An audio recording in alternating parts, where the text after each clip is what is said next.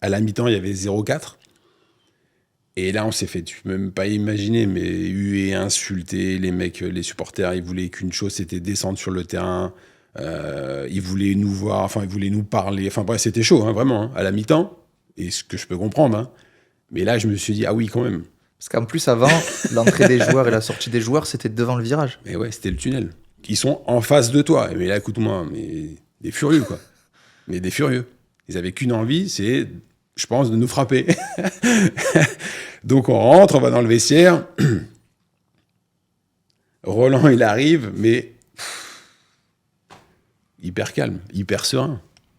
Et nous, enfin, on pensait qu'il allait nous allumer, normal, quoi, tu vois, nous engueuler, enfin, nous insulter même, parce que bon, là, ce qu'on est en train de faire, c'est n'importe quoi. Sauf que là, à ce moment-là, je l'ai dit, il compare ce qui est en train de se passer à un match de pétanque. Il dit, voilà, les gars, il n'y a pas de problème. Montpellier mène 4-0, mais c'est comme la pétanque. Ils sont à 12-0, mais pour qu'ils gagnent, il faut qu'ils mettent le 13e point.